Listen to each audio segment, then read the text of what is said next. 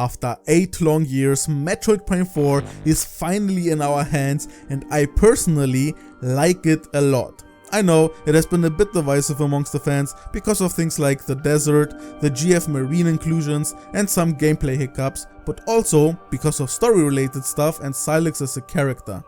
Listen, I was very mixed when I first rolled credits too. The great areas felt too short, the not so good areas felt boring, and the map design had way too many linear corridors. And what bothered me the most was how little we saw of Sylux, and his backstory made no sense to me at all. I also felt it was really awkward how Samus left the GF soldiers behind in that critical moment. I thought, why can't Samus just fight back or sacrifice herself instead? Would Samus really just leave them behind? I even decided not to press the button in my first playthrough because I was sure there had to be another way, like a good alternate ending to this. No, you actually just lose. I think I understand why Samus does it now and how it all makes sense, but I also think it's the game's fault for making Samus so unexpressive in this game that it hurt the story they were trying to tell. In the end, I was wrong.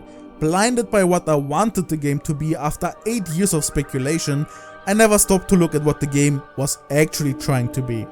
And after my second hard mode playthrough, I came around on a lot of things. There's still some stuff I can criticize of course, but this is not supposed to be a review of the game. I want to talk about the story. Why I think it was a good decision to introduce the GF soldiers and how the story handled them great. And I want to expand on Sylux and his role in the story because I now realize what they were trying to tell and set up here. I completely misunderstood Sylux's backstory. I thought this game was finally going to answer all my questions, but that's not what's going on here. This is an obvious setup, seeds for the future.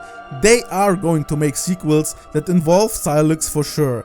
Let me explain how I got to this conclusion. Let's first take a look at the extended Sylux cutscene that you can find in the gallery. We see a large-scale battle between the Galactic Federation and space pirates. It is here that we learn that Sylux was once a Galactic Federation captain leading a squad. We basically already theorized that that would be the case since he had modified GF weapons, but it's great to finally have it confirmed. In this battle he tries to seize the space pirate's new weapon even though he was ordered to wait for backup from Samus and her squad. Samus was probably still enlisted in the GF police at this point before she resigned and became an independent bounty hunter, so that gives us a better understanding of when this took place. In any case, he decides to ignore his orders and proceed with the plan to seize the enemy weapon.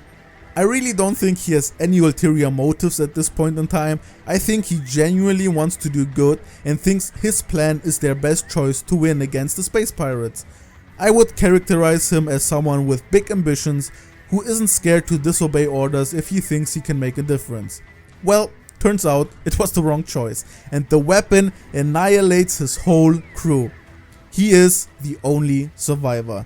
Then we see Samus and her squad arrive sometime later, destroying the weapon and clearing the area as planned. But here is the critical part that I completely misunderstood when I first watched it. Samus lends her hand to Sylux, but he refuses her help. Is this the sole reason he hates the Galactic Federation and Samus?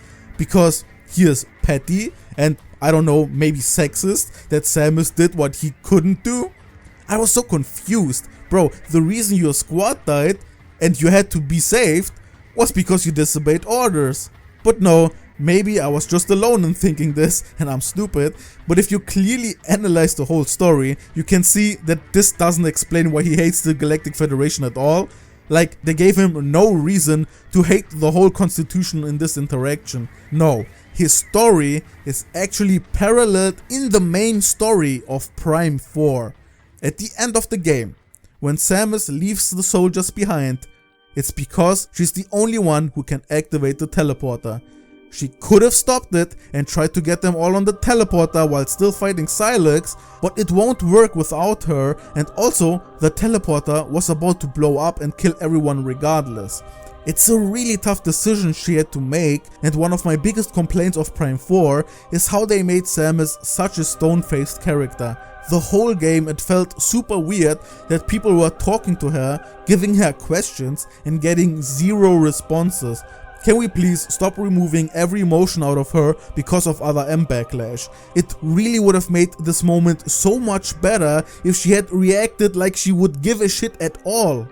Thankfully, there is a tiny sliver of hope. If you get 100% where you can see her without the helmet, you can clearly tell that she is on the verge of crying and she deals with something we call survivor's guilt.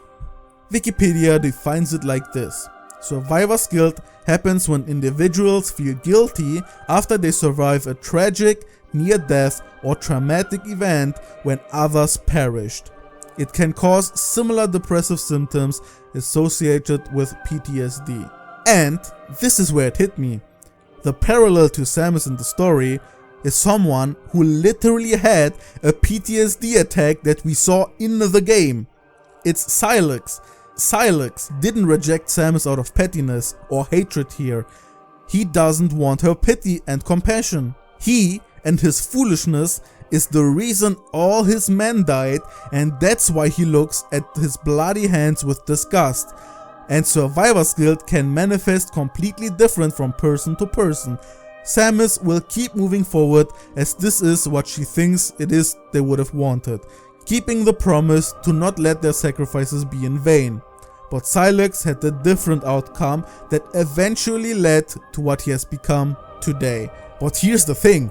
We don't know what it actually is for now. This scene is not the reason he betrayed the Galactic Federation and hates them and Samus with a passion. That would make no sense. Something else must have happened after this. This is just the beginning. Maybe he finds out the fact that a big part of the Galactic Federation is corrupt.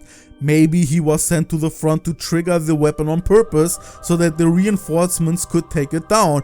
Or maybe the weapon explosion awakened some powers in him and the GF tried to experiment on him. It's all speculation at this point, but that makes it obviously clear to me that his story is not done yet.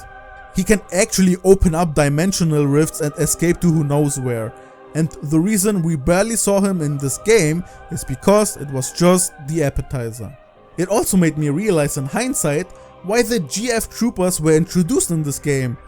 It was a great narrative decision to implement them into the game and also to let them die at the end. It wasn't just for the shock value, it's to set up the parallels with Samus and Sylux. And you can't do that without introducing and killing off characters we haven't seen before. They were able to introduce new characters that we came to appreciate during our time with them.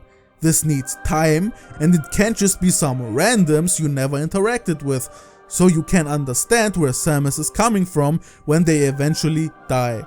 So they handled them pretty well in my opinion, even though I would really appreciate an option to turn off the hint system, Mackenzie.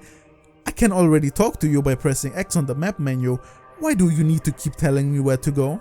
But this is just a gameplay thing and nothing story related, to be honest. So I hope this quick ending analysis made you appreciate their inclusion just a little bit more, and I hope that you are as excited as me to see Sylux again in the next game, because they probably have a trilogy planned for him if everything goes well and Prime 4 sells well.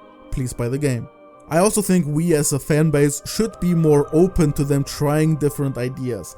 While I also personally didn't like the escort missions specifically, I think in my replay I noticed that the people don't bother you much at all during the game, except for the hint system. Thanks again, Mackenzie. I don't think this is what every Prime going forward is going to be, so we gotta relax a little bit if they try to do new stuff. And I really appreciate it every time the universe and the lore of Metroid expands with every game. It's such a great world, so let them tell stories of different people as well. Also, let Samus talk again, please. She does need tons of monologue, but she should answer questions. She is a fully fleshed out character and not like Link from Zelda. And people didn't like how Link reacted either. Got everything out I wanted to say, so if you liked the video, don't forget to leave a like and subscribe. It really helps out a lot and it keeps me motivated to do more Metroid content, and I hope to see you soon again. May Solan be with you.